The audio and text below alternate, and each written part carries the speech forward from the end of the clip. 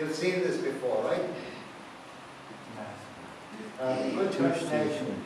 And I looked yesterday in Translators Workplace and there are a number of teaching manuals, and all of them have the first three: accurate, clear, and natural.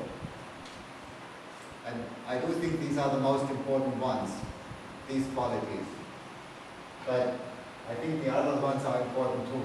If it's not acceptable, we've produced a nice book that nobody reads.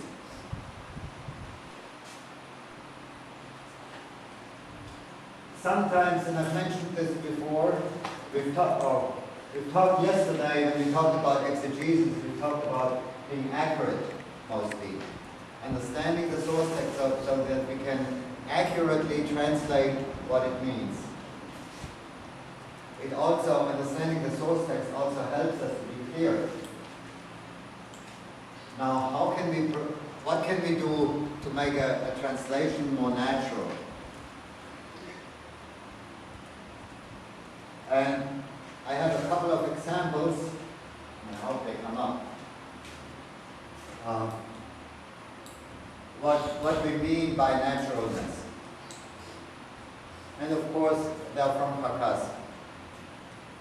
When we learned Karkas, we had a language teacher who spoke English, and we sat with her every day for about 4 hours. We didn't have kids then, so we had lots of time. And then in the afternoon we would go through what we learned. And I remember one day, about 4 weeks into language learning, we came across this word paza. And I asked the translator or the language teacher, what does that mean?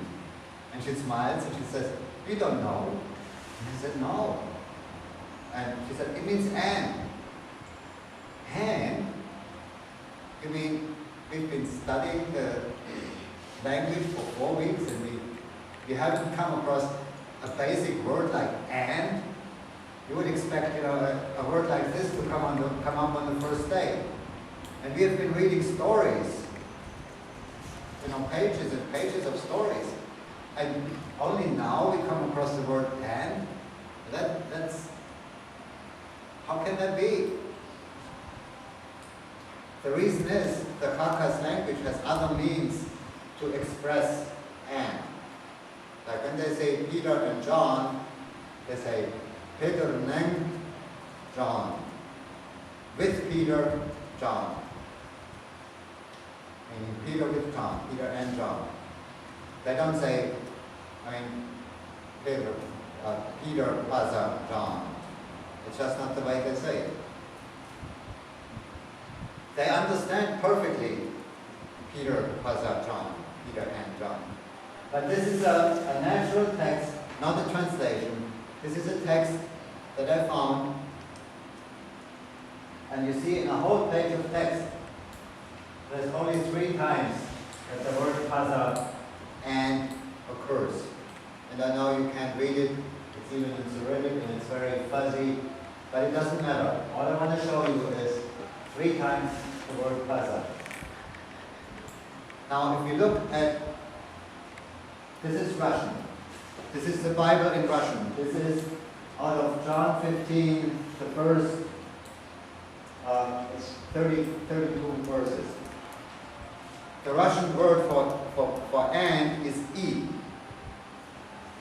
And I highlighted it too, and it occurs about 42 times or more than 40 times on that page. What do you think will happen if a translator translates this into Karkas?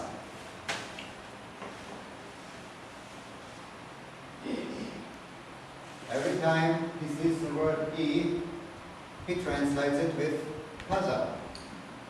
Because e means and means paza. So it just goes there.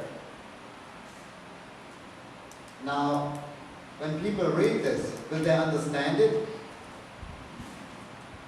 They will understand it. They will understand it. But they will also say, that's not how we speak.